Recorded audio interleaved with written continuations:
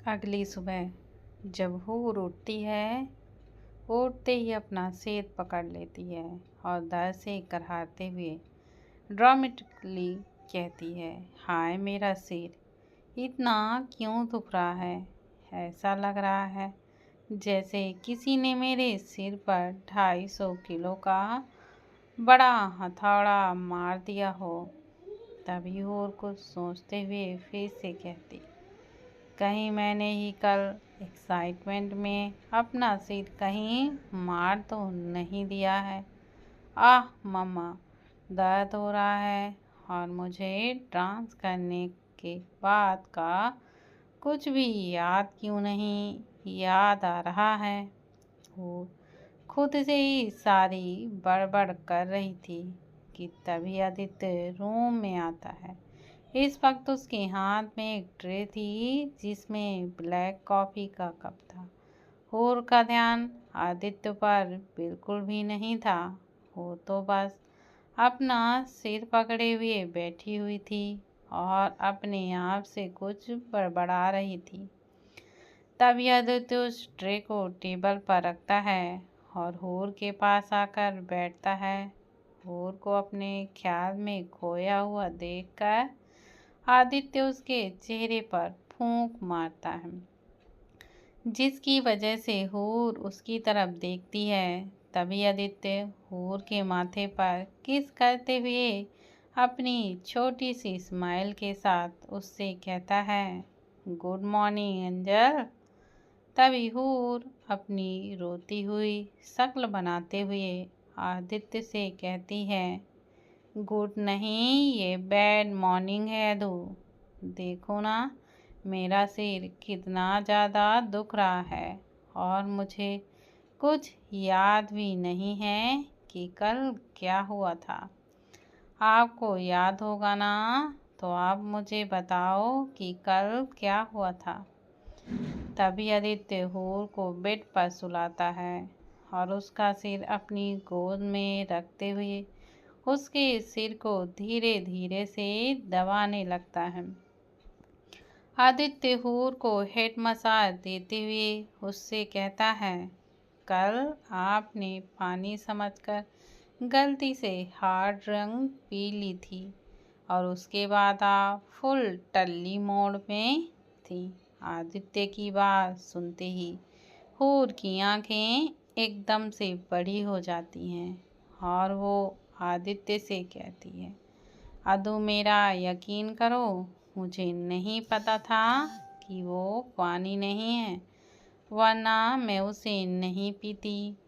तभी आदित्य हूर के होठों पर अपनी एक उंगली रखते हुए उससे कहता है, मुझे पता है एंजल कि उसमें आपकी कोई गलती नहीं है, तो आप ऐसे क्यों डर रहे हो।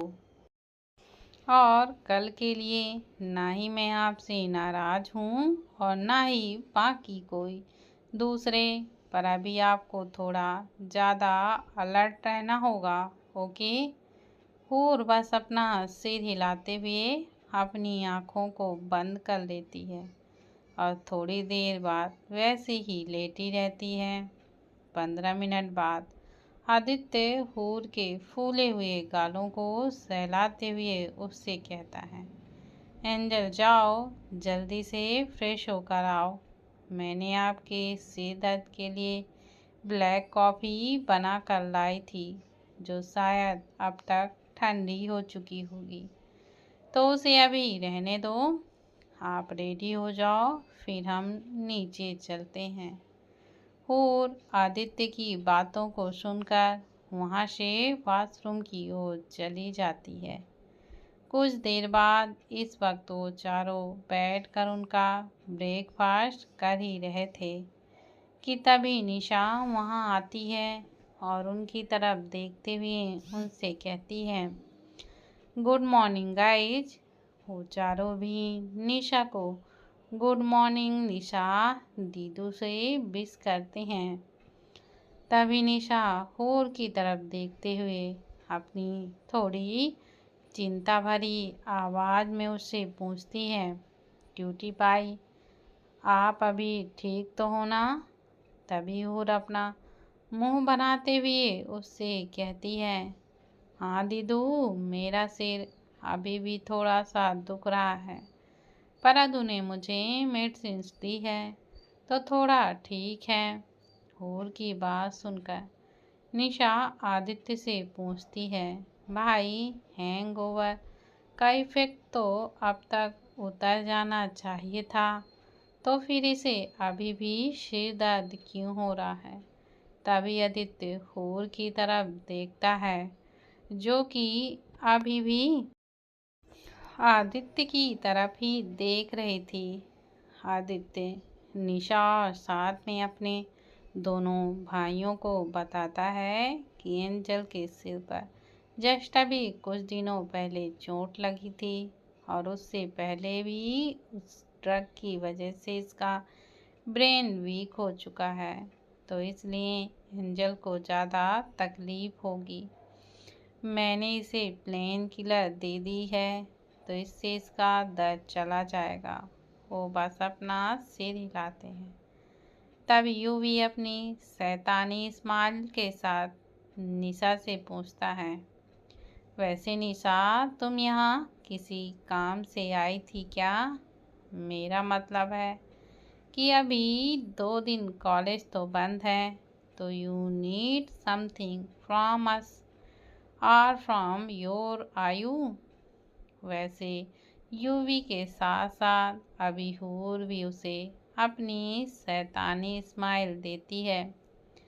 तभी आयु अपना सिर हिलाते हुए उन दोनों से कहता है, भाई रैबिट, आप दोनों क्यों मेरी वाली की टांग खींच रहे हो? तभी आयु यूवी से कहता है, यूवी भाई, जब आपकी वाली आएगी ना, तब मैं भी आपको और साथ में आपकी वाली को चिढ़ाऊंगा इस शैतान रैबिट के साथ मिलकर। तभी आयु हूर की तरफ देखते हुए उससे पूछता है, आप छोटे शैतान, अभी तो आपका सिर दुख रहा था ना, जिसकी वजह से आपका मुंह बना हुआ था, और अभी आप हंस रहे हो। क्यों अभी आपका सिर दर्द नहीं हो रहा है? इससे पहले कि हूर आयु को कुछ बोलती, आदित्य तो अपनी वाइफ को बचाते हुए आयु से कहता है, भाई, जब किसी को हंसी आती है ना, तभी वो हंसने के लिए उसका मुंह यूज करता है, ना कि अपना दिमाग। क्या आप भी? आदित्य की बात सुनकर आयु पर सब हंसते हैं, तो वहीं आयु अपना मुंह बुरा सा बनाता है। तभी आदित्य उन सब की तरफ देखते हुए उनसे कहता है, ओके तो गाइज, आप लोग कंटिन्यू करो, मुझे ऑफिस जाना है।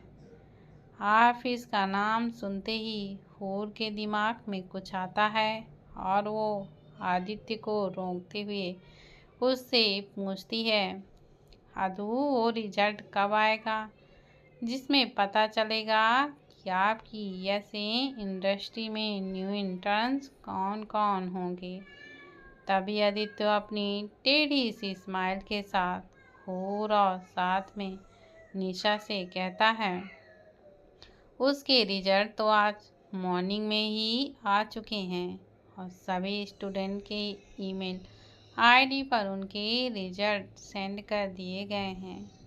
आपका रिजल्ट मेरी आईडी में आया है और निशा, तुम अपना ईमेल चेक करो। आदित्य की बात को सुनकर निशा झट से अपना फ़ोन निकालती है और चेक करने लगती है। इधर आदित्य को सिर्फ हूर का ही नहीं, पर बाकी सभी स्टूडेंट का रिजल्ट पता था, तो उसने चेक नहीं किया था।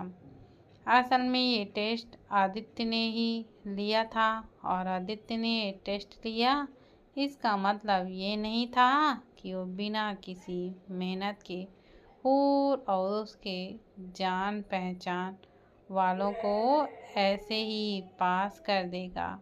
बिल्कुल भी नहीं। आदित्य काम के मामले में बहुत ही स्ट्रिक्ट था और उसे इस बात से कोई भी फर्क नहीं पड़ता था आगे हूर है या कोई दूसरा स्टूडेंट।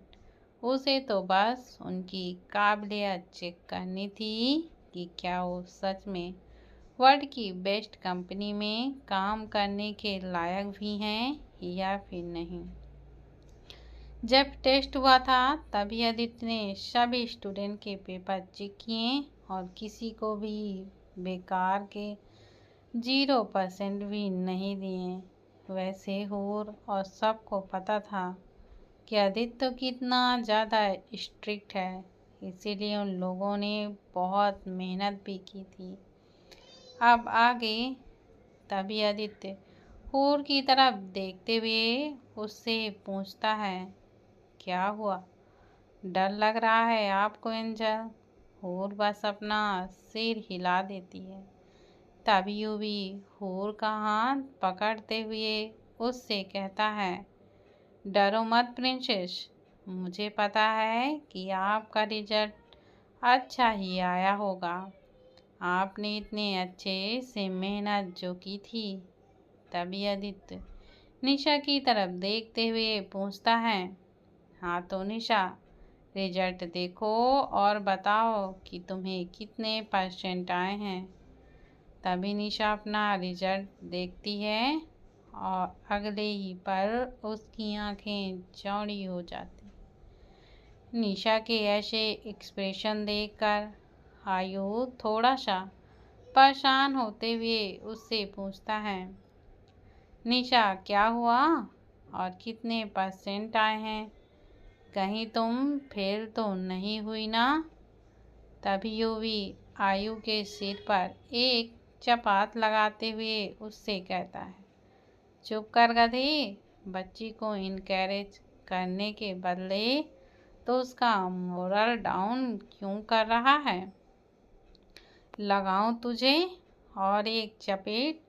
आयु झट से अपना सिर ना में हिलाता है और तभी आदित्य निशा से कहता है, निशा तुम आयु भाई की बातों को इग्नोर करो और मुझे अपना रिजल्ट बताओ, कितने % मिले हैं? तभी निशा ब्लैंकली 89% बताती है, जिसे सुनकर उन तीनों और आयु और यूवी की आंखें एकदम से बड़ी हो जाती हैं। इस वक्त आदित्य के फेस पर एक स्माइल थी, क्योंकि उसे निशा का रिजल्ट जो पहले से पता था।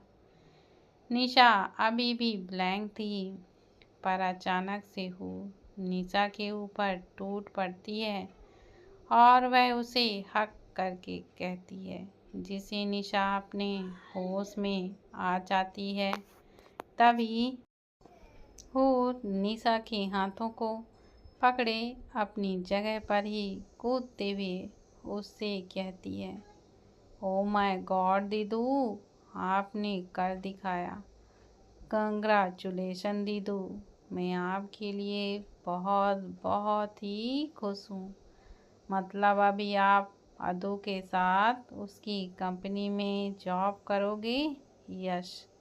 वैसे रिजल्ट तो निशा का पता चला था, पर खुश तो हूर हो रही थी। तभी निशा हूर को शांत कराते हुए उससे कहती है, मैं भी बहुत खुश हूँ प्रिंसेस, पर मुझे सबसे ज़्यादा खुशी तब होगी जब आप भी मेरी तरह सिलेक्ट होगी। तो चलो आपका भी रिजल्ट देखते हैं।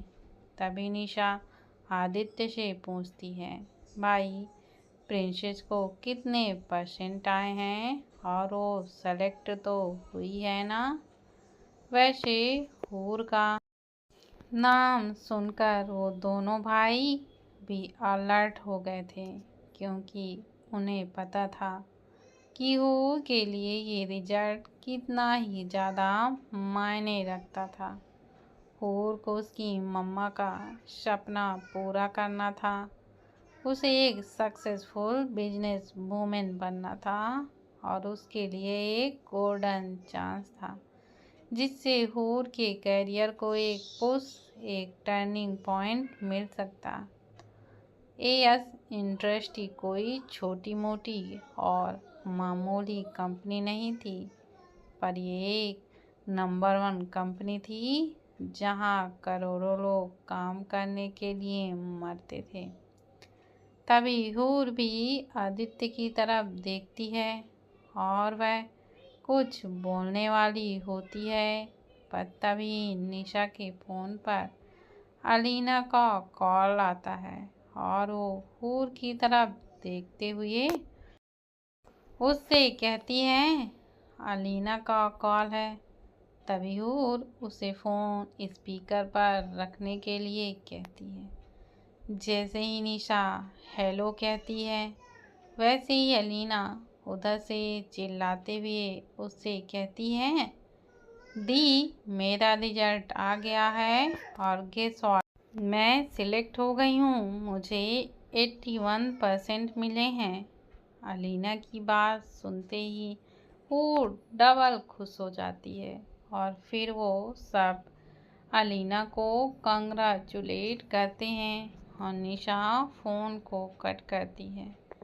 तभी और आदित्य से कहती है, अभी तो लीना का भी रिजल्ट पता चल गया है, तो अभी आप मुझे मेरा रिजल्ट बताओ, क्योंकि इस कंपटीशन में सिर्फ हम तीनों ने ही पार्टिसिपेट किया था, जिसमें से दोनों का पता चल गया है और अभी मेरा बाकी है। तभी आदित्य हूर की तरफ देखता है और अचानक से उसके एक्सप्रेशन चेंज हो जाते हैं। आदित्य के एक्सप्रेशन देखकर उन लोगों को कोई अच्छी सी वाइब्स नहीं आती। तभी आदित्य अपने ब्लैंक फेस के साथ हूर से पूछता है, एंजल, आपने पूरा पेपर सॉल्व किया था या फिर कुछ छोड़ा था? तभी हूर अपना सिर ना में हिलाते हुए आदित्य से कहती है, नहीं अदू, मैंने पूरा पेपर सॉल्व किया था और उसे फिर से रीचेक भी किया था, पर अभी आप ऐसे क्यों पूछ रहे हो? तभी आदित्य बिना किसी एक्सप्रेशन से उससे कहता है, क्योंकि आप फेल हो गए हो हूर और आपको 79% मिले हैं और मैंने ये पहले ही क्लियर कर दिया था कि जिसके मार्क्स 80 के ऊपर होंगे वो ही स्टूडेंट सेलेक्ट होंगे और आपको 80% भी नहीं है। इसका मतलब कि आप फेल हो गए हो।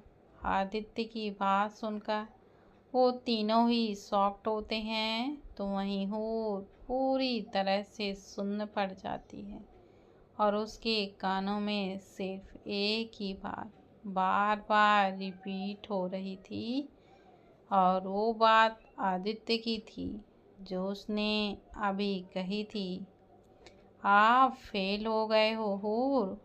वहीं आयु आदित्य के हाथ से उसका फ़ोन लेता है और फिर उस फ़ोन को देखता है कि आदित्य सच कह रहा था या फिर नहीं। तभी आयु यूवी की तरफ देखकर अपना सिर हिला देता है। दोस्तों, अगर आप लोगों ने अभी तक मेरे चैनल को सब्सक्राइब नहीं किया है तो प्लीज़